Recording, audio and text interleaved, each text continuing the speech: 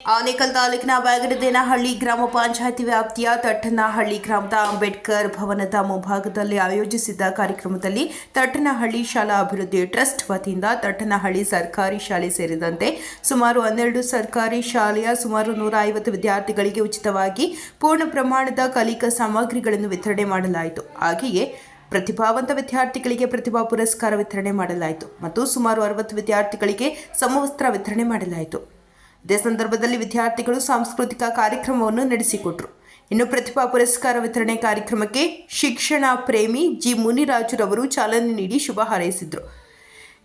ಈ ವೇಳೆ ತಟ್ಟನಹಳ್ಳಿ ಶಾಲಾ ಅಭಿವೃದ್ಧಿ ಟ್ರಸ್ಟ್ ಅಧ್ಯಕ್ಷ ತಟ್ಟನಹಳ್ಳಿ ಕೃಷ್ಣಾರೆಡ್ಡಿರವರು ಮಾತನಾಡಿ, ತಟ್ಟನಹಳ್ಳಿ ಸರ್ಕಾರಿ ಶಾಲೆಯಲ್ಲಿ ಮಕ್ಕಳ ಸಂಖ್ಯೆ ದಾಖಲಾತಿ ಕಡಿಮೆಯಾದ ಹಿನ್ನೆಲೆಯಲ್ಲಿ ಶಾಲೆಯು ಮುಚ್ಚುವಂತಹ ಪರಿಸ್ಥಿತಿಯಲ್ಲಿದ್ದು ಮನಗೊಂಡು ಹಳೆ ವಿದ್ಯಾರ್ಥಿಗಳೆಲ್ಲ ಒಟ್ಟಾಗಿ ಸೇರಿ ತಟ್ಟನಹಳ್ಳಿ ಶಾಲಾ ಅಭಿವೃದ್ಧಿ ಟ್ರಸ್ಟ್ ಎಂದು 2019ರಲ್ಲಿ ಸ್ಥಾಪಿಸಿಕೊಂಡು ಟ್ರಸ್ಟ್ ಮೂಲಕ ತಟ್ಟನಹಳ್ಳಿ ಶಾಲೆಯನ್ನು ಅಭಿವೃದ್ಧಿಪಡಿಸಲಾಯಿತು. ಜೊತೆಗೆ ವಿದ್ಯಾರ್ಥಿಗಳ ಕಲಿಕೆಗೆ ಪೂರಕವಾದ ವಾತಾವರಣ ಕಲ್ಪಿಸಿದ ಹಿನ್ನೆಲೆಯಲ್ಲಿ ಇಂದು ಸುಮಾರು 42 ವಿದ್ಯಾರ್ಥಿಗಳು ತಟ್ಟನಹಳ್ಳಿ ಸರ್ಕಾರಿ ಶಾಲೆಯಲ್ಲಿ ವಿದ್ಯಾಭ್ಯಾಸ ಮಾಡುತ್ತಿದ್ದಾರೆ ಎಂದರು. ಇನ್ನು ಪ್ರತಿ ಗ್ರಾಮದಲ್ಲಿಯೂ ಸಹ ಹಳೆ ವಿದ್ಯಾರ್ಥಿಗಳು ಒಟ್ಟಾಗಿ ಸೇರಿ ಹಳೆಯ ವಿದ್ಯಾರ್ಥಿಗಳ ಸಂಘವನ್ನು ಸ್ಥಾಪಿಸಿ ಆ ಮೂಲಕ ಸರ್ಕಾರಿ ಶಾಲೆಗಳ ಉಳಿವಿಗೆ ಪ್ರಯತ್ನ ಪಡಬೇಕು ಎಂದು ಸಾರ್ವಜನಿಕವಾಗಿ ಮನವಿ ಮಾಡಿದರು. ಇನ್ನು ಕಾರ್ಯಕ್ರಮದಲ್ಲಿ ಆಸರೆ ಫೌಂಡೇಶನ್ ಅಧ್ಯಕ್ಷರಾದ ಆರ್ ಕೃಷ್ಣರಾಜು, ಮುಖಂಡರಾದ Harish Reddy, Nataraj, Byregowda, M Ramachandrappa, Sampath, BS Neelakantaiah, M Ramesh, Naveen Kumar, new field engineer ಪ್ರೈವೇಟ್ನ ಮ್ಯಾನೇಜರ್ ಹರೀಶ್, ಶಾಲೆಯ ಶಿಕ್ಷಕರು, ಆಸರೆ ಫೌಂಡೇಶನ್ ಮತ್ತು ಆರ್ಟ್ ಆಫ್ ಲಿವಿಂಗ್ನ ಸದಸ್ಯರು, ವಿದ್ಯಾರ್ಥಿಗಳು, ಪೋಷಕರು ಭಾಗವಹಿಸಿದರು. ಸಮರ್ಪಣೆ ಮಾಡೋಣ ವಿಘ್ನಗಳನ್ನು.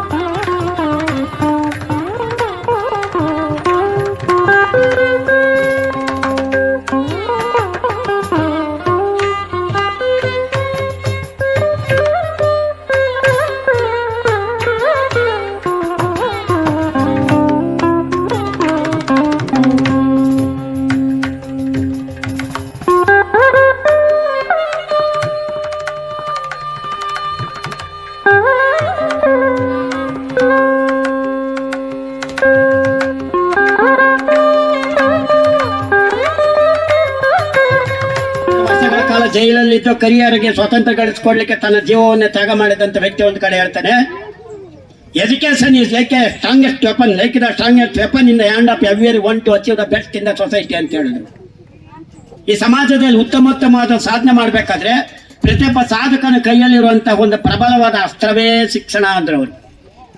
ಹಾಗೆ ಮುಂದುವರೆದ ಒಂದು ಮಾತಾಡ್ತಾರೆ ಅವರು, if you want to perish or destroy any nation, don't explode the bombs or explosives. If you perish the education system of that nation, that country will be perished ಅಂತ ಹೇಳ್ತಾರೆ ಒಂದು ಕಡೆ. ಅಂದ್ರೆ ಒಂದು ರಾಷ್ಟ್ರ ನೀನು ನಾಶಗೊಳಿಸ್ಬೇಕಾದ್ರೆ ಏನು ಬಾಂಬುಗಳು, ಕೈ ಬಾಂಬ್ ಇತ್ಯಾದಿ ಏನು ಹಾಕ್ಬೇಕಾಗಿದೆ, ನ್ಯೂಕ್ಲಿಯರ್ ಬಾಂಬ್ಸ್. ಆ ರಾಷ್ಟ್ರದ ಶಿಕ್ಷಣದ ವ್ಯವಸ್ಥೆ ಅಧಪತನಗೊಳಿಸಿದ್ರೆ ರಾಷ್ಟ್ರದ ಶಿಕ್ಷಣದ ಅಧಪತನವೇ ರಾಷ್ಟ್ರದ ಅಧಪತನ ಆಗ್ಬಿಡುತ್ತೆ ಅಂತ ಹೇಳಿದ್ದಾರೆ. ಬಂಧುಗಳೇ, ಕೈ ಮುಗಿದು ಹೇಳ್ತೀನಿ, ಸ್ವಂ ಚರಿತ್ರೇನ್ ಶಿಕ್ಷೇರೇನ್ ಪೃಥಿವ್ಯಾಂ ಸರ್ವಮಾನವ. ಪ್ರಪಂಚದ ಎಲ್ಲಾ ರಾಷ್ಟ್ರದ ಮೂಲೆ ಮೂಲೆಯಲ್ಲಿರುವಂತಹ ಜನಗಳೇ, ಇದು ನನ್ನ ಭಾರತ, ಜ್ಞಾನ ಭಾರತ, ಗುರು ಭಾರತ ಮತ್ತು ದೈವ ಭಾರತ. ನನ್ನ ಭಾರತೀಯರಾದಂಥ ನಾನು ಎಲ್ಲ ವಿಚಾರವನ್ನು ಕಲ್ತಿದ್ದೇನೆ. ಮಾತೃದೇವೋಭವ, ಪಿತೃದೇವೋಭವ, ಆಚಾರ್ಯ ದೇವೋಭವ, ಅತಿಥಿ ದೇವೋಭವ, ರಾಷ್ಟ್ರ ದೇವೋಭವ, ಜ್ಞಾನ ದೇವೋಭವ ಎಲ್ಲ ಕಲ್ತಿದ್ದೀನಿ. ನಡೆ, ನುಡಿ, ಆಚಾರ, ವಿಚಾರ, ಚಿಂತನೆ, ಭಾವನೆ, ಪಾಲನೆ, ವರ್ತನೆ ಇತ್ಯಾದಿ ನಾನು ಕಲ್ತಿದ್ದೀನಿ. ನಿಮಗೂ ಕಲ್ಸ್ಕೊಡ್ತೀನಿ, ಬನ್ನಿ ಬನ್ನಿ ಬನ್ನಿ ಅಂತ ಪ್ರಪಂಚದ ಎಲ್ಲಾ ರಾಷ್ಟ್ರಗಳಿಗೂ ಕರೆ ಕೊಟ್ಟಂತ ಜಗದ್ಗುರು ಭಾರತ, ಜಗಜ್ಜನನೆ ಭಾರತ, ಆ ಪುಣ್ಯಭೂಮಿ, ಧನ್ಯಭೂಮಿ, ವೀರಭೂಮಿ, ಜ್ಞಾನಭೂಮಿ, ತ್ಯಾಗಭೂಮಿ, ಯೋಗ ಭೂಮಿಯಲ್ಲಿ ನಾವು ಜನ್ಮ ಎತ್ತಿದ್ದೀವಿ. ಆ ಮಣ್ಣಿನ ಮಹಿಮೆಯಿಂದ ನಾವು ಅಂತರಗೊಳ್ತಾ ಇದ್ದೀವಿ. ಆದರೆ ಆದ್ರಿಂದ ನೆರಳಲ್ಲಿ ಒಂದು ಯೋಚನೆ ಮಾಡಬೇಕಾಗಿದೆ. Are we really worthy to call us as the worthy sons and daughters of Mother India? ಈ ಭವ್ಯ ಭಾರತ ದಿವ್ಯ ಸುಪುತ್ರಿಯರು ಅನ್ಸ್ಕೊಳ್ಳೋಕೆ ನಾವು ಅರ್ಹರಾಗಿದ್ದೇವೆಯಾ? ಪ್ರಶ್ನೆ ಹಾಕೊಳ್ಬೇಕಾಗಿದೆ. ಇವತ್ತಿನ ದಿನ ಸಮಾಜದಲ್ಲಿ ಬೆಳಗ್ಗೆ ಎದ್ದ ತಕ್ಷಣ ಕ್ಷಣಂ ಭಯಂ ಭಯಂ. ಈ ಸಮಾಜದಲ್ಲಿ ಆ ಸ್ವತಂತ್ರ ಭಾರತದಲ್ಲಿ ಅತಂತ್ರವಾಗಿ ಜೀವನ ಮಾಡುವಂತ ಸ್ಥಿತಿ ಉಂಟಾಗ್ತದೆ. ಮಾನವೀಯ ಮೌಲ್ಯಗಳ ಅಧಃಪತನಕ್ಕೆ ಬರ್ತಾ ಇದೆ. ತಂದೆ ತಾಯಿ ಗೌರವ ಕೊಡೋದಾಗೆ ಮತ್ತು ಅವಿಭಕ್ತ ಕುಟುಂಬಗಳ ಗೌರವ ಹೇಗೆ ಉಳಿಸ್ಬೇಕು, ಸಮಾಜದ ರೀತಿ ನೀತಿನಾಗ ಅರ್ಥ ಮಾಡ್ಕೋಬೇಕು. ಮಾತೃದೇವೋಭವ ಅಂದ್ರೆ ಅದು ಗೌರವ ಏನು ಕೊಡಬೇಕು. ಶ್ರವಣ ಕುಮಾರ ಹುಟ್ಟಿದಂತ ಭೂಮಿಯಲ್ಲಿ ಹುಟ್ಟಿದಂತವ್ರು ನಮ್ಮ ಮಕ್ಕಳು ತಂದೆ ತಾಯಿನ ಎಲ್ಲಿ ಇಡ್ತಾ ಇದ್ದಾರೆ, ಹೇಗೆ ನಡ್ಕೊಂತ ಇದ್ದಾರೆ, ಏನು ವರ್ತಿಸ್ತಾ ಇದ್ದಾರೆ. ತನ್ನ ತಂದೆ ದಶರಥ ಮಹಾರಾಜನ ಮಾತು ನಡೆಸ್ಕೊಳ್ಳೋಕೋಸ್ಕರವಾಗಿ 14 ವರ್ಷ ಕಾಡು ಮೇಡುಗಳಲ್ಲಿ ವನವಾಸಕ್ಕೆ ಹೋದಂತ ಶ್ರೀರಾಮಚಂದ್ರ ಜನಿಸಿದಂತ ಭೂಮಿಯಲ್ಲಿ ಹುಟ್ಟಿದಂತ ನಮ್ಮ ಮಕ್ಕಳು ತಂದೆ ತಾಯಿಗೆ ಎಷ್ಟು ಮಟ್ಟಿಗೆ ಗೌರವ ಕೊಡ್ತಾ ಇದ್ದಾರೆ, ಗುರುಗಳಿಗೆ ಯಾವ ರೀತಿ ವರ್ತನೆ ನಡೀತದೆ. ಪೇಪರ್ಗಳಲ್ಲಿ ನಾವೆಲ್ಲ ನೋಡ್ತಾರೆ, ಕೈ ಮುಗಿತಿ ನೀರಿ ಯಾರು ಇದ್ದೀರಿ ಮೇಲೆ ತಾವೆಲ್ಲ ಸ್ವಲ್ಪ ಆಲೋಚನೆ ಮಾಡಬೇಕಾಗಿದೆ. ಡಿಗ್ರಿಗಳು ಕೊಡಿಸ್ಬಿಡೋದಲ್ಲ, ಅಂಕಗಳ ಆಧಾರಿತ ಶಿಕ್ಷಣ, ಪರೀಕ್ಷೆಗಳ ಆಧಾರಿತ ಶಿಕ್ಷಣ ನಮ್ಮಲ್ಲಿ ಇರೋದು. ಪರೀಕ್ಷೆಗಳ ಆಧಾರಿತ ಶಿಕ್ಷಣ, ಅಂಕಗಳ ಆಧಾರಿತ ಪರೀಕ್ಷೆಗಳಲ್ಲೇ ನಾವು ಮುಳುಗಿಸ್ತಾ ಇದ್ದೀವಿ. ಆದರೆ ಸ್ವಾಮಿ ವಿವೇಕಾನಂದ ಏನು ಹೇಳಿದ್ರು? Man making, character building, nation moulding education should be required, it is need of the hour ಅಂತ ಹೇಳಿದ್ರು. ಮಾನವನನ್ನು ಮ್ಯಾನ್ ಮೇಕಿಂಗ್, ಮನುಷ್ಯತ್ವವನ್ನು ರೂಪಿಸೋದು, ಮಾನವೀಯತೆಯನ್ನು ರೂಪಿಸಲಿಕ್ಕೆ ಶಿಕ್ಷಣ, ರಾಷ್ಟ್ರ ನಿರ್ಮಾಣ ಮಾಡಲಿಕ್ಕೆ ಶಿಕ್ಷಣ, ಸಮಾಜವನ್ನು ಉದ್ಧಾರ ಮಾಡೋದಕ್ಕೆ ಶಿಕ್ಷಣ ಕೊಡಬೇಕು ಅಂತ ನಮ್ದಿರೋದು. ಆದ್ರೆ ನಾವೇನು ಮಾಡ್ತಾ ಇದೀವಿ ಇವತ್ತು? ಪರೀಕ್ಷೆಗಳ ಆಧಾರಿತ ಶಿಕ್ಷಣ, ಅಂಕಗಳ ಆಧಾರಿತ ಪರೀಕ್ಷೆ ಕಳಿಸ್ಕೊಡ್ತಾ ಇದ್ವಿ ನಾವು ಇವತ್ತಿನ ದಿನ. ದಯವಿಟ್ಟು ನಾನು ಸ್ವಲ್ಪ ನೊಂದು ಹೇಳ್ತಾ ಇದ್ದೀನಿ. ನಾನು ಪೇಪರ್ಗಳಲ್ಲಿ ನೋಡ್ತೀನಿ, ಪ್ರಿನ್ಸಿಪಾಲ್ ಕಟಿಂಗ್ ಮಾಡಿಸ್ಕೊಂಡ್ ಬಾರಯ್ಯ, ನೀಟಾಗಿರಯ್ಯ ಅಂತ ಒಂದು ಸಲಹೆ ಕೊಟ್ಟಿದ್ದಕ್ಕೆ ಆ ಪ್ರಿನ್ಸಿಪಾಲ್ನ ಕೊಂದಾಕಿದ್ದಾನೆ ಹುಡುಗ. ಎಲ್ಲ ಟೀಚರ್ಸ್ ಇದ್ದೀರಿ, ತುಂಬಾ ನೊಂದು ಹೇಳ್ತಾ ಇದ್ದೀನಿ ಮಾತು. ಮನೆಯಲ್ಲಿ ತಾಯಿ ತಂದೆ ಹೇಳೋ ಮಾತು, ಅಲ್ಲಿ ಕಾಲೇಜಲ್ಲಿ ಪ್ರಿನ್ಸಿಪಾಲಿನ ಆತನ ಕೆಲಸ ಏನು? ವಿದ್ಯೆ ಕೊಡಿಸದ ತಂದೆ, ಬುದ್ಧಿ ಹೇಳದ ಗುರುವು, ಬಿದ್ದಿರಲ್ಲ ಬಂದು ನೋಡದ ತಾಯಿ, ಶುದ್ಧ ವೈರಗಳ ಸರ್ವಜ್ಞ. ಒಬ್ಬ ಗುರು ಆದವ್ರು ಬುದ್ಧಿ ಹೇಳದಕ್ಕೆ ಆತನ ಚಾಕುನಲ್ಲಿ ತಿವಿದು ಸಾಯಿಸಿದ್ದಾರೆ ಅಂದ್ರೆ ಎಂತ ಭೂಮಿಯಲ್ಲಿ ಇದ್ದೀವ್ರಿ ನಾವು? ಏನ್ ಶಿಕ್ಷಣ ಕೊಡ್ತಾ ಇದ್ದೀವ್ರಿ?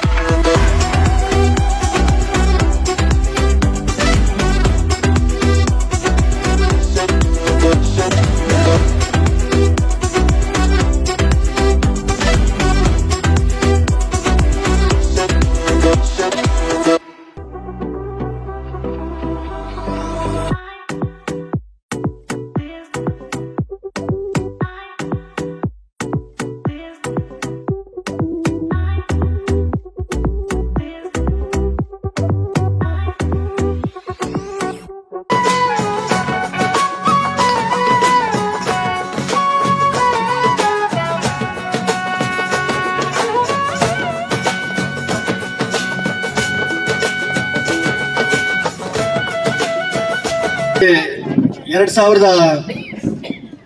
2015ರಿಂದ ನಾವು ಅನೇಕ ಕಾರ್ಯಕ್ರಮಗಳ ಮುಖಾಂತರ ಪ್ರತಿಭಾ ಪುರಸ್ಕಾರ ಇರ್ಬೋದು, ಕಲಿಕಾ ಸಾಮಗ್ರಿಗಳ ವಿತರಣೆ ಇರ್ಬೋದು ಮಾಡ್ತಾ ಬಂದಿದ್ದೇವೆ. 2019ರ ವೇಳೆಗೆ ತಟ್ನಳ್ಳಿ ಶಾಲೆ ಅಂದ್ರೆ ನಮ್ಮೂರ ಶಾಲೆ ಮುಚ್ಚುವಂತ ಸ್ಥಿತಿಯನ್ನು ತಲುಪಿದ ಸಮಯದಲ್ಲಿ ಕೇವಲ 3 ವಿದ್ಯಾರ್ಥಿಗಳು ವ್ಯಾಸಂಗ ಮಾಡುವ ಶಾಲೆಯಾಗಿ ಪರಿವರ್ತನೆ ಆಗುತ್ತೆ. ಈ ಶಾಲೆಯನ್ನು ಯಾವುದೇ ಕಾರಣಕ್ಕೂ ಮುಚ್ಚೋದಕ್ಕೆ ಬಿಡಬಾರದು ಅನ್ನುವ ಏಕೈಕ ಉದ್ದೇಶದಿಂದ ಊರಿನ ಪ್ರಮುಖರ ಸ್ನೇಹಿತರಾದಂಥ ಟಿ ಆರ್ ರಾಜಣ್ಣ, ರಾಮಚಂದ್ರಪ್ಪ ಇರ್ಬೋದು, ಬೈರೇಗೌಡರು ಇರ್ಬೋದು, ಎಲ್ಲರ ಹತ್ತಿರ ಸಮಾಲೋಚನೆ ಮಾಡಿ ತಟ್ನಳ್ಳಿ ಸ್ಕೂಲ್ ಡೆವಲಪ್ಮೆಂಟ್ ಟ್ರಸ್ಟ್ ಎಂಬ ಟ್ರಸ್ಟ್ ಅನ್ನು ನೋಂದಾಯಿಸಿ ಮಕ್ಕಳಿಗೆ ಬೇಕಾದ ಎಲ್ಲ ರೀತಿಯ ಸೌಲಭ್ಯಗಳನ್ನು ಕೊಟ್ಟ ಪರಿಣಾಮವಾಗಿ ಕೇವಲ 2-3 ವರ್ಷಗಳಲ್ಲಿ 3 ಜನ ವಿದ್ಯಾರ್ಥಿಗಳಿದ್ದ ನಮ್ಮೂರ ಶಾಲೆ 42 ವಿದ್ಯಾರ್ಥಿಗಳ ಶಾಲೆಯಾಗಿ ಪರಿವರ್ತನೆ ಆಯಿತು. ಇದಕ್ಕೆಲ್ಲರೂ ಸಂತೋಷ ಪಡುವಂತ ವಿಚಾರ. ಪ್ರತಿ ವರ್ಷ ನಮ್ಮ ಊರಿಗೆ ಸಹಾಯ ಮತ್ತು ಸಹಕಾರ ನೀಡುತ್ತಿದ್ದು, ಕಳೆದ ವರ್ಷ ಬೇರೆ ಶಾಲೆಗಳಿಗೂ ಸಹ ಸಹಕಾರ ನೀಡಲು ತೀರ್ಮಾನಿಸಿ ಸುಮಾರು 134 ವಿದ್ಯಾರ್ಥಿಗಳಿಗೆ ಉಚಿತವಾಗಿ ಕಲಿಕಾ ಸಾಮಗ್ರಿಗಳನ್ನು ನೀಡಿದರು. ಈ ವರ್ಷ ಇನ್ನಷ್ಟು ಮುಂದುವರಿದು 150 ವಿದ್ಯಾರ್ಥಿಗಳಿಗೆ ಕಲಿಕಾ ಸಾಮಗ್ರಿಗಳನ್ನು ವಿತರಣೆ ಮಾಡ್ತಾ ಇದ್ದೇವೆ. ಅಲ್ಲದೆ 60 ಜನ ವಿದ್ಯಾರ್ಥಿಗಳಿಗೆ ಸಮವಸ್ತ್ರಗಳು ಸಹ ನೀಡ್ತಾ ಇದ್ದೇವೆ.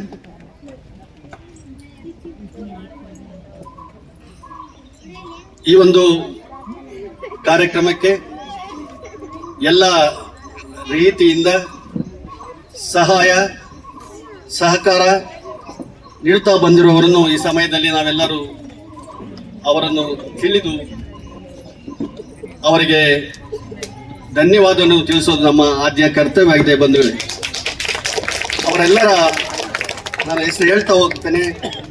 ಕಡೆಯಲ್ಲಿ ಎಲ್ಲರೂ ಚಪ್ಪಾಳೆ ಮುಖಾಂತರ ಒಟ್ಟಿಗೆ ಅವರಿಗೆ ಧನ್ಯವಾದಗಳನ್ನು ತಿಳಿಸೋಣ. ಇದಕ್ಕಿಂತ ಮೊದಲು ನಾನು ಒಂದು ಮಾತನ್ನು ಹೇಳ್ತೇನೆ.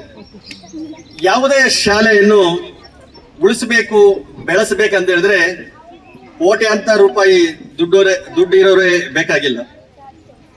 ನೀವು ಅರೆಕಾಳ ಆಜಪ್ಪನವರ ಹೆಸರು ಕೇಳಿರ್ಬೋದು. ದಕ್ಷಿಣ ಕನ್ನಡ ಜಿಲ್ಲೆಯ ಅರೆಕಾಳ. ಆ ಊರಿನಲ್ಲಿ ಶಾಲೆಯೇ ಇರಲಿಲ್ಲ. ಕಿತ್ತಳೆ ಹಣ್ಣು ವ್ಯಾಪಾರಿ ಅಂದ್ರೆ ಮಂಡಿ ಇರಲಿಲ್ಲ. ಕೇವಲ ಬುಟ್ಟಿಯಲ್ಲಿ ತೆಗೆದುಕೊಂಡು ಹೋಗಿ ಕಿತ್ತಳೆಹಣ್ಣು ಮಾರುವ ವ್ಯಕ್ತಿ ಮೊದಲನೇ ತರಗತಿಯಿಂದ SLC ಯವರೆಗೂ ಶಾಲೆಯನ್ನು ಕಟ್ಟಿಸಿ ಅದನ್ನು ಉಳಿಸಿ ಬೆಳೆಸಿ ಇಂದು ಅವರು 3 ಯೂನಿವರ್ಸಿಟಿಗಳಿಗೆ ಅವರ ಪಾಠ್ಯ ಇದೆ. ಅಂದ್ರೆ ನಿಮ್ಮಂಥವರು ಸಹ ಯಾಕೆ ಮಾಡಕ್ ಆಗ್ಬಾರ್ದು ಅನ್ನೋದು ಇಲ್ಲಿ ಪ್ರಶ್ನೆ ಬರುತ್ತೆ. ಅವರು ರೇಷನ್ಗಾಗಿ ಒಂದಿನ ಕ್ಯೂ ಅಲ್ಲಿ ನಿಂತಿರ್ತಾರೆ. ಸೆಂಟ್ರಲ್ ಗೌರ್ಮೆಂಟ್ ಇಂದ ಒಂದು ಫೋನ್ ಬರುತ್ತೆ ಅವರಿಗೆ, ನೀವು ಪದ್ಮಶ್ರೀ ಪ್ರಶಸ್ತಿಗೆ ಸೆಲೆಕ್ಟ್ ಆಗಿದ್ದೀರಾ ಅಂತ. ಪದ್ಮಶ್ರೀ ಪ್ರಶಸ್ತಿ ಅಂದ್ರೆ ಸಾಮಾನ್ಯವಾದ ಪ್ರಶಸ್ತಿ ಅಲ್ಲ. ಆದ್ರೂ ಅವರು ನಂಬಲಿಲ್ಲ. ಅದೇ ದಿನ ಸಾಯಂಕಾಲ DC ಡೆಪ್ಟಿ ಕಮಿಷನರ್ ಮನೆಗೆ ಬರ್ತಾರೆ, ನಿಮಗೆ ಪದ್ಮಶ್ರೀ ಪ್ರಶಸ್ತಿ ಬಂದಿದೆ ಅಂತ. ನಂತರ ಅವರು ಪದ್ಮಶ್ರೀ ಪ್ರಶಸ್ತಿಯನ್ನು ಪಡೀತಾರೆ. ಅವರಿಗೆ ಎಲ್ಲ ಕಡೆ ಸನ್ಮಾನಗಳು ಎಂದಿನಂತೆ ನಡೆಯುತ್ತೆ. ಇವರ ಆದಿಯಲ್ಲೇ ನಾವು ಕೆಲವಾರು ವ್ಯಕ್ತಿಗಳು ಒಂದು ಹೆಜ್ಜೆ ಮುಂದೆ ಇಟ್ಟಿದ್ದೇವೆ ಅಂತ ಹೇಳಿದ್ರೆ ತಪ್ಪಾಗಲಾರದು. ಅವರ ಹೆಜ್ಜೆಯನ್ನಿಟ್ಟಿರುವ ಕೆಲವರ ಹೆಸರುಗಳನ್ನು ನಾವು ಹೇಳ್ತಾ ಹೋಗ್ತೇವೆ. ಆಗಲೇ ಹೇಳಿದ ಹಾಗೆ ಅವರೆಲ್ಲರಿಗೂ ಒಟ್ಟಿಗೆ ಚಪ್ಪಾಳೆಯನ್ನು ತಟ್ಟೋಣ. ಒಟ್ಟಿಗೆ ಹೆಸರು ಹೇಳಾದ್ಮೇಲೆ ಒಟ್ಟಿಗೆ ಚಪ್ಪಾಳೆಯನ್ನು. ಈ ಊರಿನ ಬೈರೇಗೌಡ ಇರ್ಬೋದು, ವಿವೇಕ ರೆಡ್ಡಿ, ಅಣ್ಣಯ್ಯಪ್ಪ, TR ರಾಜಣ್ಣ, ಕೇಶವ ರೆಡ್ಡಿ ಮತ್ತು ನಮ್ಮ ಸ್ನೇಹಿತರಂತ ರಾಮಚಂದ್ರಪ್ಪನವರು ಇರ್ಬೋದು, ಆಶ್ರಯ ಫೌಂಡೇಶನ್ ಇರ್ಬೋದು, ಹಾಗೆಯೇ BS ನೀಲಕಂಠೆ ಅವರು, ಹರೀಶ್ ರೆಡ್ಡಿ ಅವರು ಉದ್ಘಾಟನೆ ಭಾಷಣ ಮಾಡಿದಾಗ 2018ರಲ್ಲಿ ಪ್ರತಿ ವರ್ಷ ಈ ಊರಿಗೆ ನಾನು ಕಲಿಕಾ ಸಾಮಗ್ರಿಯನ್ನು ಕೊಡ್ತೇನೆ ಅಂತ ಹೇಳಿದ್ರು. ಅದಂತೆ ಇದುವರೆಗೂ ಅವರು ಕಲಿಕಾ ಸಾಮಗ್ರಿ ಕೊಡ್ತಾ ಬಂದಿದ್ದಾರೆ. ಇವರೆಲ್ಲರಿಗೂ ಜೋರಾದ ಚಪ್ಪಾಳೆ ಮುಖಾಂತರ ನಾವು ಅಭಿನಂದನೆಗಳನ್ನು ತಿಳಿಸ್ತೇವೆ.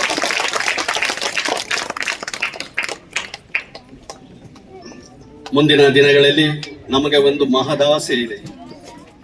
ನಮ್ಮೂರ ಶಾಲೆ ಉತ್ತಮವಾಗಿ ಬೆಳಿಬೇಕಂತ ಹೇಳಿದ್ರೆ ಒಂದು ಶಾಲೆಯ ಕಟ್ಟಡ ನಮಗೆ ಬೇಕಾಗಿದೆ.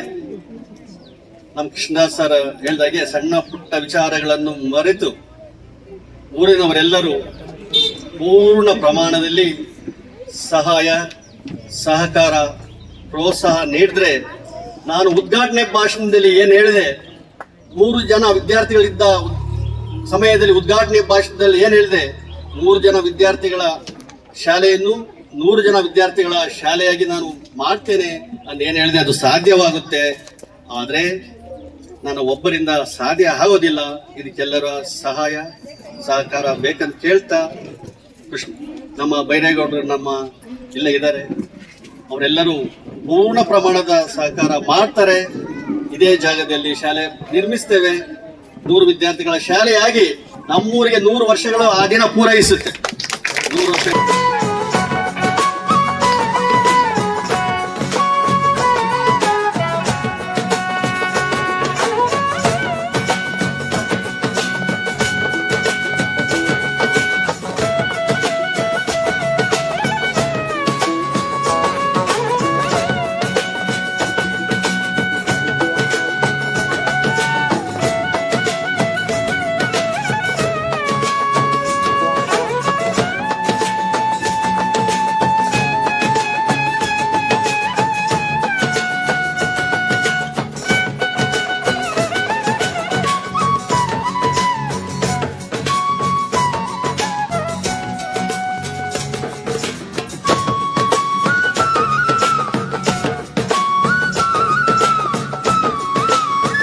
ಏನಪ್ಪ ಅಂತಂದ್ರೆ, ಈ ಎಲ್ಲ ಏನು ದಾನ ಕೊಟ್ರು ಅದು ವೇಸ್ಟೇ.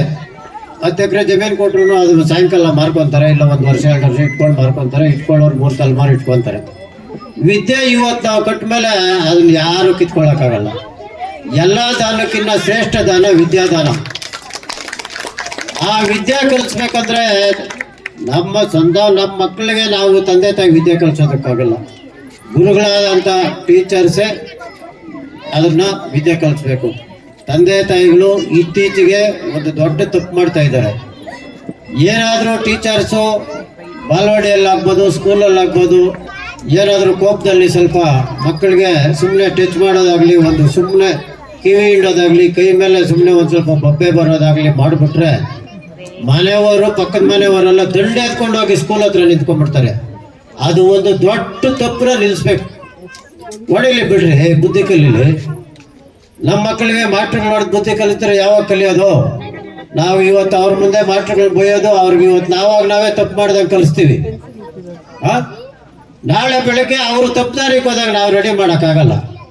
ಏನಿದ್ರು ಮಕ್ಕಳಿಗೆ ಮೊದಲನೇ ತಳದಿ ಗುರುಗಳು. ಇದು ಎಲ್ಲ ಪೋಷಕರು ಇದನ್ನ ಅರ್ತ್ಕೊಬೇಕು.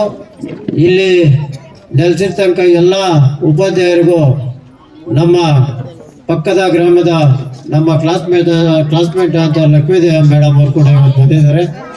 ಅವ್ರಿಗೂ ತುಂಬ ಧನ್ಯವಾದಗಳು. ಸುಮಾರು ದಿನದಿಂದ ಕಾಣಿಸಿರ್ಲಿಲ್ಲ. ಇದೇ ಥರನೇ ಪ್ರತಿ ವರ್ಷನೂ ನೋಡಿ, ಈಗ ನಮ್ಮ ಮಕ್ಕಳಿಗೆ ನಮ್ಮ ಗ್ರಾಮದಲ್ಲಿ, ಸುತ್ತಮುತ್ತ ಗ್ರಾಮದಲ್ಲಿ ಏನಾದರೂ ಒಂದು ಇಂಜಿನಿಯರ್ ಇರ್ಬೋದು, ಒಂದು SLC ಮತ್ತೊಂದಿದ್ರೆ, ನಮ್ಮ ತಟ್ನಳ್ಳಿ ಗ್ರಾಮದ TR ವೆಂಕಟೇಶ್ ಅವರೊಂಥರ ಇದ್ದಂಗೆ ಇದು ಗ್ರೂಪ್ಗಳಲ್ಲಿ ಎಲ್ಲ ಆಗ್ತಾ ಇರ್ತಾರೆ. ನೋಡಿ, ಇವತ್ತು ಈ ಸ್ಕೂಲಲ್ಲಿ ಫ್ರೀ, ಇವತ್ತು ಈ ಸ್ಕೂಲಲ್ಲಿ ಫ್ರೀ, ಈ ಇದಕ್ಕೆ ಹೋಗ್ಬೇಕಾದ್ರೆ ಇಂಥ ಹತ್ರ ಹೋಗಿ, ನಾವು ಸುಮಾರು ಜನ ಅವ್ರ ಹೆಗಲ ಮೇಲೆ ಕೂಡಿಸ್ ಕಳಿಸ್ಬಿಡ್ತೀರಿ. ನಮ್ಮ ಹತ್ರ ಬೇಜಾನ್ ಬರ್ತಾರೆ. ಅವರು ಆಯಿತು, ಎಷ್ಟೇ ಅವ್ರಿಗೆ ಕೆಲಸ ಇದ್ರು ಸಹ ಆಯ್ತಣ್ಣ ನಾವು ಕರ್ಕೊಂಡೋಗಿ ಅವ್ರ ದಡ ಸೇರಿಸ್ತೀರ ಅಂದ್ಬಿಟ್ಟು ಸುಮಾರು ಮಕ್ಕಳಿಗೆ ಆದಿಚುಂಚನಗಿರಿ ಇರ್ಬೋದು, ಎಲ್ಲಿ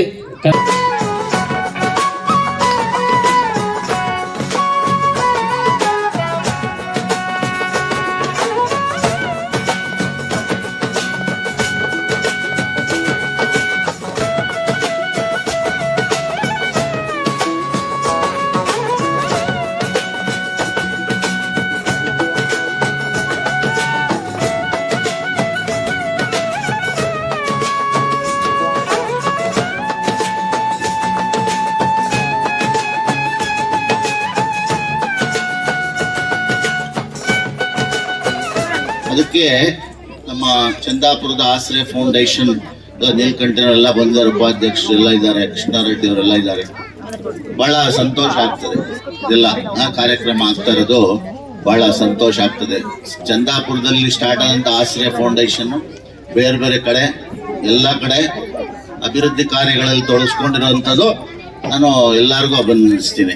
ಮತ್ತೆ ನಮ್ಮ ಆರ್ಟ್ ಆಫ್ ಲಿವಿಂಗ್ ಅಲ್ಲಿ ಬೇರೆ ಬೇರೆಯವರೆಲ್ಲ ಹರೀಶ್ ರೆಡ್ಡಿ ಇರ್ಬೋದು, ಅವ್ರೂರಲ್ಲಿ ಅವರು ಕೂಡ ಎಲ್ಲ ಸರ್ಕಾರಿ ಶಾಲೆಯಲ್ಲಿ ಕಲಿಕಾ ಸಾಮಗ್ರಿಗಳನ್ನ ಕೊಡ್ತಾ ಇದ್ದಾರೆ. ನೀಲ್ಕಂಠಯ್ಯ ಇರ್ಬೋದು, ನಮ್ಮ ನವೀನ್ ಇರ್ಬೋದು, ತುಕಾರಾಮ್ ಇರ್ಬೋದು, ಇನ್ನೂ ಅನೇಕರು ಆರ್ಟ್ ಆಫ್ ಲಿವಿಂಗ್ ಸಂಸ್ಥೆಯಿಂದ ಅದು ಪ್ರಾರಂಭ ಆದಂತ ಜ್ಯೋತಿಗಳು ಎಲ್ಲ ಕಡೆ ಬೆಳಗ್ತಾ ಇರೋದು ನೋಡಿದ್ರೆ ನನಗೆ ತುಂಬಾ ಆನಂದ ಆಗುತ್ತೆ. ನಟರಾಜು ಇಲ್ಲೇ ಇದ್ದಾರೆ, ಎಲ್ಲ ಈ ತರದವರೆಲ್ಲ ಸ್ವಯಂ ಸೇವಕರು ತುಂಬಾ ಎಲ್ಲ ಆನೇಕಲ್ ತಾಲೂಕಲ್ಲಿ ಕೆಲಸ ಮಾಡ್ತಾ ಇರೋದು ನೋಡಿದ್ರೆ ನೋಡಪ್ಪ, ನಾವು ಅಷ್ಟು 25 ಕಿಲೋಮೀಟರ್ ಇಂದ ಬಂದು ಆರ್ಟ್ ಆಫ್ ಲಿವಿಂಗ್ ಶುರು ಮಾಡಿದ್ದು ಕೂಡ ಸಾರ್ಥಕ ಆಯ್ತು ಅನಿಸ್ತದೆ. ಪರಮ ಪೂಜ್ಯ ಶ್ರೀ ರವಿಶಂಕರ್ ಅವರು 180 ದೇಶದಲ್ಲಿ 65 ಕೋಟಿ ಜನಕ್ಕೆ ಇವತ್ತು ಆರೋಗ್ಯವನ್ನ, ಆನಂದವನ್ನ ಕೊಟ್ಟಿದ್ದಾರೆ. 56,000 ಎಕರೆ ನ್ಯಾಚುರಲ್ ಫಾರ್ಮಿಂಗ್ ಕನ್ವರ್ಷನ್ ಮಾಡಿದ್ದಾರೆ. 1 ಲಕ್ಷ ಜನ ಮಕ್ಕಳಿಗೆ ಅವರು ಎಜುಕೇಶನ್ ಕೊಡ್ತಾ ಇದ್ದಾರೆ. ಮೊನ್ನೆ ನಾವು ಆಶ್ರಯಿಂದ ಮತ್ತೆ ಆರ್ಟ್ ಆಫ್ ಲಿವಿಂಗ್ ಇಂದ 2.25 ಲಕ್ಷ ರೂಪಾಯಿನ ಮೊನ್ನೆ ನಾವು ಸಂಸ್ಥೆಗೆ ನಾವು ಆರ್ಟ್ ಆಫ್ ಲಿವಿಂಗ್ ಫ್ರೀ ಎಜುಕೇಶನ್ಗೆ ನಾವು ಮೊನ್ನೆ 2.25 ಲಕ್ಷ ಮೊನ್ನೆ ಈ ತಿಂಗಳಲ್ಲಿ ಕೊಟ್ಟಿದ್ದೀವಿ ನಾವು. ಮತ್ತೆ ಇದಕ್ ಮುಂಚೆ ನಾವು ನಮ್ಮ ರಮೇಶ್ ಅವರು ನೇತೃತ್ವದಲ್ಲಿ ಒಂದು ಅನಾಥಾಶ್ರಮ ಇದೆ ಇಲ್ಲಿ, ಅದಕ್ಕೆ 3 ಲಕ್ಷ ರೂಪಾಯಿಗಿನ ಮಿಗಿಲಾದ ಪ್ಲಸ್ 3 ಲಕ್ಷ ಪ್ಲಸ್ ಒಂದು ಜನರೇಟರ್ನ 15 KV ಅವ್ರಿಗೆ 400 ಜನ ಅಲ್ಲಿ ಅನಾಥ ಆಶ್ರಮದಲ್ಲಿ ಇದ್ದಾರೆ. ಅವ್ರಿಗೆಲ್ಲ ತುಂಬಾ ತೊಂದರೆ ಆಗ್ತಾ ಇತ್ತು ನೀರಿಗೆ ಎಲ್ಲ ಕರೆಂಟ್ ಹೋದಾಗ. ಅದಕ್ಕೊಂದು 3 ಲಕ್ಷ ರೂಪಾಯಿಯ ವೆಚ್ಚದಲ್ಲಿ ಮೊನ್ನೆ ಒಂದು 15 KV ಜನರೇಟರ್ ಹಾಕಿರೋದು. ಹಿಂಗೆ ಮುಂಚೆ ಎಲ್ಲ ಅದೇ ಅನೇಕ ಕೃಷ್ಣಾರೆಡ್ಡಿ ಅವರೆಲ್ಲ, ನೀಲ್ಕಂಠವರೆಲ್ಲ ನೇತೃತ್ವದಲ್ಲಿ ಕಲಿಕಾ ಸಾಮಗ್ರಿಗಳನ್ನ ಎಲ್ಲ ಕಡೆ ನಾವು ಹಂಚಿದೀವಿ ನಾವೆಲ್ಲ ಕಡೆ. ಇದು ಹೇಳ್ಕೊಳ್ಳೋ ಅಂತ ವಿಚಾರ ಅಲ್ಲ, ಮಾಡಿದ್ದಿಂದ ಹೇಳ್ಬಾರ್ದು ಅಂತಾರೆ. ಆದ್ರೆ ಸ್ಫೂರ್ತಿಗೋಸ್ಕರ ಬೇರೆಯವ್ರಿಗೆ ಒಂದು ಸ್ಫೂರ್ತಿ ಬರಲಿ ಅಂತ ನಾನು ಹೇಳ್ತಾ ಇದ್ದೀನಿ. ಈ ಸಂದರ್ಭದಲ್ಲಿ ಎಲ್ರಿಗೂ ನಾನು ಅಭಿನಂದನೆ ಸಲ್ಲಿಸ್ತೀನಿ. ಎಲ್ಲ ಆನೇಕಲ್ ತಾಲೂಕಿನ ಎಲ್ಲ ಸಮಸ್ತ ಜನಗಳಿಗೂ, ಯಾರ್ಯಾರೆಲ್ಲ ಸೇವೆ ಮಾಡ್ತಾ ಇದ್ದಾರೋ ಅವ್ರಿಗೆಲ್ಲರಿಗೂ ನಾನು ಅಭಿನಂದನೆಗಳು ಮತ್ತೊಮ್ಮೆ ಸಲ್ಲಿಸ್ತೀನಿ. ಇವತ್ತು ಏನಾಗಿದೆಯಪ್ಪ ಅಂದ್ರೆ, ಮೊದಲೆಲ್ಲ ಕುಟುಂಬ ವ್ಯವಸ್ಥೆ ಇತ್ತು, ಎಲ್ಲ ಸೇರ್ಕೊಂಡು ಒಂದೇ ಮನೇಲಿ ನಾವೆಲ್ಲ ಇರ್ತಾ ಇದ್ವಿ. ಮತ್ತೆ ಎಲ್ಲರೂ ಶಾಲೆಗಳಿಗೆ ಹೋಗ್ತಾ ಇದ್ವಿ, ನಾವೆಲ್ಲರೂ ಪ್ರೀತಿ ವಿಶ್ವಾಸದಿಂದ ಒಟ್ಟಿಗೆ ಊಟ ಮಾಡ್ತಾ ಇದ್ವಿ. ಎಲ್ಲ ಚೆನ್ನಾಗೇ ಇತ್ತು ಕಾಲ. ಎಲ್ಲ ತುಂಬಾ ಆಸೆ ಯಾರಿಗೂ ಇರ್ಲಿಲ್ಲ ನಾವೇ ಒಂದೇ ಸರಿ ಸಾಹುಕಾರ ಆಗ್ಬೇಕಂತ. ಆದ್ರೆ ಈ ಗ್ಲೋಬಲೈಸೇಷನ್ ಅದೆಲ್ಲ ಆದ್ಮೇಲೆ ಬೇರೆ ಆಗ್ಬಿಟ್ಟಿದೆ ಸಿನಾರಿಯೋ. ಏನಪ್ಪಾ ಆಗ್ತಾ ಇದೆ ಇವಾಗ, ಒತ್ತಡ ಜಾಸ್ತಿ ಆಗ್ತಾ ಇದೆ. ಎಲ್ಲ ಸಾಫ್ಟ್ವೇರ್ ಕಂಪ್ನಿಗಳೆಲ್ಲ ಬಂತು ಭಾರತ ದೇಶಕ್ಕೆ, ಬೇರೆ ಬೇರೆ ಬದಲಾವಣೆಗಳೆಲ್ಲ ಟೆಕ್ನಾಲಜಿಕಲ್ ಆಗಿ ಚೇಂಜ್ ಆಗ್ಬಿಟ್ಟಿದೆ. ಇವತ್ತೇನಾಗಿದೆ ಅಂದ್ರೆ, ಮನುಷ್ಯ ಬೆಳಗ್ಗೆ ಎದ್ರೆ ಸಾಯಂಕಾಲದವ್ರು ಒತ್ತಡದಲ್ಲೇ ಕೆಲಸ ಮಾಡೋ ತರ ಆಗ್ಬಿಟ್ಟಿದೆ. ಕಾಂಪಿಟೇಷನ್ ಜಾಸ್ತಿ ಆಗ್ಬಿಟ್ಟಿದೆ. ಅದರಿಂದ ಏನಪ್ಪ ಆಗ್ತಾ ಇದೆ, ಚಿಕ್ಕವರಿಗೆಲ್ಲ ಹಾರ್ಟ್ ಅಟ್ಯಾಕ್ ಆಗ್ತಾ ಇದೆ. ಮೊನ್ನೆ ಎಲ್ಲ ನೋಡಿದ್ದೀರ ಸರಣಿ ಎಲ್ಲ ಸಾವುಗಳು ಹಾರ್ಟ್ ಅಟ್ಯಾಕ್ ಇಂದ ಆಗ್ತಾ ಇದೆ. ಮತ್ತೆ ಬೇರೆ ಬೇರೆ ಕಿಡ್ನಿ ಫೇಲ್ ಇರ್ಬೋದು, ಕ್ಯಾನ್ಸರ್ ಕಾಮನ್ ಆಗ್ಬಿಟ್ಟಿದೆ ಇವತ್ತು ಸಮಾಜದಲ್ಲಿ. ಇವಾಗ ನಾವೆಲ್ಲ ಇದ್ರ ಬಗ್ಗೆ ಯೋಚನೆ ಮಾಡಬೇಕಾಗಿದೆ. ನಮ್ಮ ಮಕ್ಕಳು ಇವಾಗೆಲ್ಲ ಓದ್ತಾ ಇದ್ದಾರೆ, ಚಿಕ್ಕ ಚಿಕ್ಕ ಮಕ್ಕಳಿಗೆ ನಾವೆಲ್ಲ ಸಪೋರ್ಟ್ ಮಾಡ್ತಾ ಇದ್ದೀವಿ. ಮುಂದೆ ಅವ್ರು ದೊಡ್ಡವರಾಗುವಾಗ ಯಾವ ತರ ಸಮಾಜವನ್ನು ನಾವು ಬಿಡಬೇಕಪ್ಪ, ಯಾವ ತರ ಸಮಾಜವನ್ನು ಕಟ್ಟಬೇಕಪ್ಪ ಅನ್ನೋದ್ರ ಬಗ್ಗೆ ಥಿಂಕ್ ಮಾಡ್ಬೇಕು ನಾವು. ನಮ್ ಈ ತರ ಇರೋ ಸಮಾಜನೇ ಮುಂದಕ್ಕೆ ಕೊಟ್ಬಿಟ್ರೆ ಅವ್ರಿಗೂ ಅದೇ 35 ವರ್ಷಕ್ಕೆ ಹಾರ್ಟ್ ಅಟ್ಯಾಕು, 40 ಕಿಡ್ನಿ ಫೇಲು, 50ಕ್ಕೆ ಕ್ಯಾನ್ಸರ್ ಹಿಂಗ ಆಗ್ಬಿಡ್ತದೆ. ಅದರಿಂದ ಅಭಿವೃದ್ಧಿ ಅಂದ್ರೆ ಅದಲ್ಲ. ಟೆಕ್ನಾಲಜಿ ಬೇಕು ನಮ್ಗೆ, ಒಳ್ಳೇದೇ ಅದು. ಆದ್ರೆ ಟೆಕ್ನಾಲಜಿಯಿಂದ ಇದೆಲ್ಲ ಸೈಡ್ ಎಫೆಕ್ಟ್ಸ್ ತುಂಬಾ ಆಗ್ತಾ ಇದೆ. ಒತ್ತಡ ಜಾಸ್ತಿ ಆಗ್ತಾ ಇದೆ. ಒತ್ತಡದಿಂದ ನಾವು ಸಂತೋಷ ಪಡಕಾಗ್ತಿಲ್ಲ. ಅವರು ಮುನ್ರಾಜ್ ಒಂದು ಮಾತು ಹೇಳಿದ್ರು, ಕಂಟೆಂಟ್ಮೆಂಟ್ ಇದ್ರೆ ಹ್ಯಾಪಿನೆಸ್ ಬರೋದು, ತೃಪ್ತಿ ಇದ್ರೆ ಮಾತ್ರ ಸಂತೋಷ ಫಾಲೋ ಆಗುತ್ತೆ, ತೃಪ್ತಿ ಇಲ್ಲ ಅಂದ್ರೆ ಫಾಲೋ ಆಗಲ್ಲ. ಇವತ್ತು ತೃಪ್ತಿ ಅನ್ನೋದು ತುಂಬಾ ಕಮ್ಮಿ ಜನದಲ್ಲಿದೆ. ಅದರಿಂದ ನಾವೆಲ್ಲ ಏನ್ ಮಾಡ್ಬೇಕಪ್ಪ ಅಂದ್ರೆ, ನಾವೆಲ್ಲ ದೊಡ್ಡವರಾಗಿರೋರು ಫಸ್ಟ್ ಏನ್ ಮಾಡ್ಬೇಕು, ನಾವೆಲ್ಲರೂ prevention is better than cure ಅಂತ ನಾವು ಹೇಳ್ಕೊಂತಾ ಇದೀವಿ. Prevention is better than cure. ಕಾಯಿಲೆ ಬರಕ್ ಮುಂಚೆ ತಡೆಯುವಂಥದ್ದು. ಕಾಯಿಲೆ ಬರಕ್ ಮುಂಚೆ ತಡೆಯಬೇಕು. ಭಾರತದಲ್ಲಿ ನಂಬರ್ 1 ನಾವು ಭಾರತದವರು. ನಮ್ಮ ಜ್ಞಾನ ಆತರ ಇದೆ. ಭಗವದ್ಗೀತೆ ಇರ್ಬೋದು, ನಾರದ ಭಕ್ತಿ ಸೂತ್ರ ಇರ್ಬೋದು, ಪತಂಜಲಿ ಯೋಗ ಸೂತ್ರ, ಗ್ರೇಟ್ ಸೈನ್ಸ್ ಇನ್ ಇಂಡಿಯಾ. ಅದು ಪತಂಜಲಿ ಯೋಗ ಸೂತ್ರ. ಟೆನ್ಷನ್ ಕಮ್ಮಿಯಿಂದ ನಾವ್ ಹೆಂಗ್ ಕೆಲಸ ಮಾಡ್ಬೋದು, ನಾವ್ ಹೆಂಗೆ ಟೆನ್ಷನ್ ಫ್ರೀ ಆಗಿ ಎಷ್ಟು ಸಾಧನೆ ಮಾಡ್ಬೋದಪ್ಪ ಅನ್ನೋದ್ರ ಬಗ್ಗೆ ಪತಂಜಲಿ ಯೋಗ ಸೂತ್ರ ಹಾಗೂ ಇರ್ಬೋದು, ಅನೇಕ ಅಷ್ಟವಕ್ರ ಗೀತೆ ಇರ್ಬೋದು, ಈ ತರದ್ದೆಲ್ಲ ಅನೇಕ ಜ್ಞಾನವನ್ನ ಋಷಿಗಳು ಆಲ್ರೆಡಿ ನಮ್ಗೆ ಕೊಟ್ಬಿಟ್ಟಿದ್ದಾರೆ. ಭಾರತ ದೇಶದಲ್ಲಿ ಹುಟ್ಟಿದವರು ನೋಡಿ, ನಾನು ಹೇಳ್ತೀನಿ ಕರೆಕ್ಟ್ ಆಗಿ, ನೀವು ಭಾರತದ ಶೈಲಿಯಲ್ಲಿ ನಡ್ಕೊಂಡಾಗ, ನೀವು ಭಾರತ ಶೈಲಿಯಲ್ಲಿ ಇದ್ರೆ BP ಶುಗರ್ ಬರೋದೇ ಇಲ್ಲ ಸರ್, ಬರೋದೇ ಇಲ್ಲ. ಆರ್ಟ್ ಆಫ್ ಲಿವಿಂಗ್ ಅಲ್ಲಿ ಗುರುಗಳು ಪರಮ ಪೂಜ್ಯ ಶ್ರೀ ರವಿಶಂಕರ್ 180 ದೇಶದಲ್ಲಿ ಇದನ್ನೇ ಹೇಳ್ತಾ ಇದ್ದಾರೆ. ಭಾರತೀಯ ಆಧ್ಯಾತ್ಮ ನೋಡಪ್ಪ, ಆಧ್ಯಾತ್ಮ ಅಂದ್ರೆ ಸೈನ್ಸ್. ಇದು ಏನೋ 60 ಆದ್ಮೇಲೆ 70 ಆದ್ಮೇಲೆ ಎಲ್ಲೋ ಗಡ್ಡ ಬಿಟ್ಕೊಂಡು ಕುತ್ಕೊಳ್ಳೋದಲ್ಲ ಆಧ್ಯಾತ್ಮ ಅಂದ್ರೆ. ಆಧ್ಯಾತ್ಮ ಅಂದ್ರೆ ಗ್ರೇಟ್ ಸೈನ್ಸ್ ಆಫ್ ಇಂಡಿಯಾ. ಇದು ನಮ್ಮ ಪ್ರಾಡಕ್ಟ್. ಆಧ್ಯಾತ್ಮ, ಆತ್ಮಜ್ಞಾನ ನಮ್ಮ ಪ್ರಾಡಕ್ಟ್. ಅತಿ ಯೂಸ್ ಮಾಡ್ಕೊಂಡು ನಾವು ಮುಂದುವರೆದಿಲ್ಲ ಅಂದ್ರೆ, ಅದನ್ನ ನಾವು ಮಾಡ್ಕೊಂಡು BP ಶುಗರ್ನ ಮುಕ್ತ ಆಗಿಲ್ಲ ಅಂದ್ರೆ ನಾವು ಇಂಡಿಯಾದಲ್ಲಿ ಇದ್ದೂ ಬಹಳ ವ್ಯರ್ಥ ಆಗ್ಬಿಡ್ತದೆ. ಅದರಿಂದ ನಾವು ಭಾರತೀಯ ಶೈಲಿಗೆ ಮೊದಲನೇ ಆದ್ಯತೆ ಕೊಡಬೇಕಾಗಿದೆ. ಅದಕ್ಕೆ ಬೆಳಗ್ಗೆ ಎದ್ದು ನಾವು ಯೋಗಾಸನವನ್ನ ಮಾಡಬೇಕು, ಪ್ರಾರಂಭ ಮಾಡ್ಬೇಕು. ಎಲ್ಲರೂ ಯಾರ್ಯಾರು ಮಾಡ್ತಾ ಇದ್ದೀರಪ್ಪ ಯೋಗಾಸನ? ಕೈ ಎತ್ತಿ. Very nice, good. ಆಮೇಲೆ 8 ವರ್ಷ ಆಗಿರೋ ಮಕ್ಕಳಿಗೂ ಯೋಗಾಸನದ ಅಭ್ಯಾಸ ನಾವು ಶುರು ಮಾಡಬೇಕಾಗುತ್ತೆ.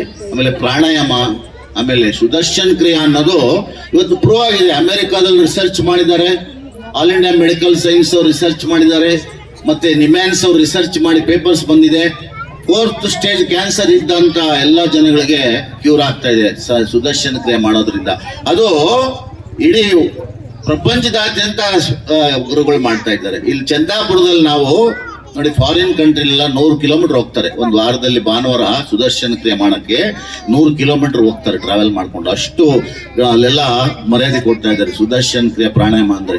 ನೋಡಿ, ಗುರುಗಳು ಪರಮ ಪೂಜ್ಯ ಶ್ರೀ ರವಿಶಂಕರ್ ಅವ್ರಿಗೆ ನಾನು ಯಾಕೆ ಇದೆಲ್ಲ ಹೇಳ್ತಾ ಇದ್ದೀನಿ ಅಂದ್ರೆ, ಆಶ್ರಯ ಫೌಂಡೇಶನ್ ಸರ್ಕಾರಿ ಶಾಲೆಯಲ್ಲಿ 5ನೇ ತರಗತಿಯಲ್ಲಿ 5ನೇ ತರಗತಿಯಲ್ಲಿ ತೇರ್ಗಡೆಯಾದ ನಾವು ಮುಂದಿನ ದಿನಗಳಲ್ಲಿ ಒಳ್ಳೆಯ ವಿದ್ಯಾವಂತರಾಗಿ ಮನೆ, ಊರು, ಊರು, ರಾಜ್ಯ ರಾಜ್ಯ ಮತ್ತು ದೇಶಕ್ಕೆ ದೇಶಕ್ಕೆ ಉತ್ತಮವಾದ ಪ್ರಜೆಗಳಾಗಿ ಕೀರ್ತಿಯನ್ನು ತರುತ್ತೇವೆ ಎಂದು ಈ ಮೂಲಕ ಆಶ್ವಾಸನೆಯನ್ನು ನೀಡುತ್ತಿದ್ದೇವೆ.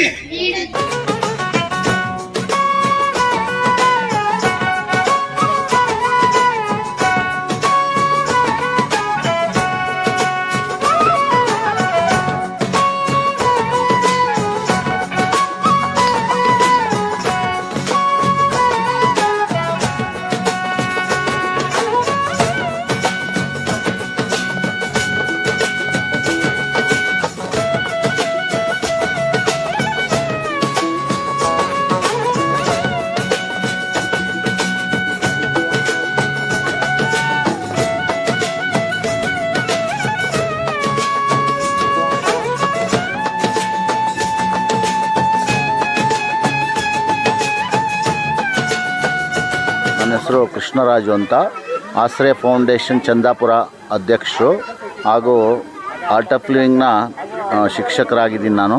ಇವತ್ತಿಲ್ಲಿ ತಟ್ನಳ್ಳಿ ಗ್ರಾಮದಲ್ಲಿ ತಟ್ನಳ್ಳಿ ಶಾಲಾ ಅಭಿವೃದ್ಧಿ ಟ್ರಸ್ಟ್ ವತಿಯಿಂದ 12 ಸರ್ಕಾರಿ ಶಾಲೆಗಳು, 4 ಮತ್ತು 5ನೇ ತರಗತಿಯ 12 ಸರ್ಕಾರಿ ಶಾಲೆಗಳ 150 ಮಕ್ಕಳಿಗೆ ಸಂಪೂರ್ಣ ಕಲಿಕಾ ಸಾಮಗ್ರಿಗಳ ವಿತರಣೆ ಕಾರ್ಯಕ್ರಮ ನಡೀತಾ ಇದೆ.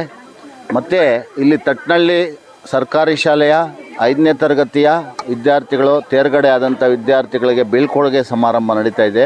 ಭಾಳ ಅದ್ಧೂರಿಯಿಂದ ಈ ಸಮಾರಂಭ ಇಲ್ಲಿ ನಡೀತಾ ಇದೆ. ತಟ್ನಳ್ಳಿ ಗ್ರಾಮಸ್ಥರೆಲ್ಲ ಸೇರಿಕೊಂಡು ಎಲ್ಲ ಮಕ್ಕಳು ಮತ್ತು ಅವರ ಪೇರೆಂಟ್ಸ್ ಎಲ್ಲ ಇಲ್ಲಿ ಬಂದು ಸೇರಿದ್ದಾರೆ. ಭಾಳ ಚೆನ್ನಾಗಿ ಕಾರ್ಯಕ್ರಮ ಆಗ್ತಾಯಿದೆ.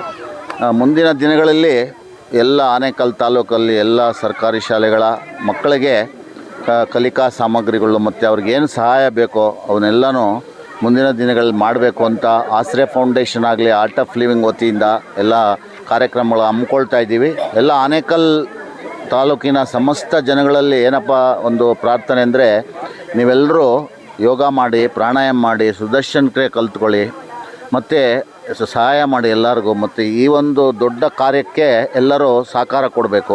ಮತ್ತು ಮುಂದಿನ ದಿನಗಳಲ್ಲಿ ತಟ್ನಳ್ಳಿಯಲ್ಲಿ ಸರ್ಕಾರಿ ಶಾಲೆಯ ಒಂದು ನೂತನ ಕಟ್ಟಡದ ಒಂದು ಮಾಡಬೇಕು, ನೂತನ ಕಟ್ಟಡ ಅಂತ ಎಲ್ಲ ಕೃಷ್ಣಾರೆಡ್ಡಿಯವರು ಮತ್ತು ಎಲ್ಲ ಗ್ರಾಮಸ್ಥರು ಒಂದು ಸಂಕಲ್ಪವನ್ನು ತಗೊಂಡಿದ್ದಾರೆ.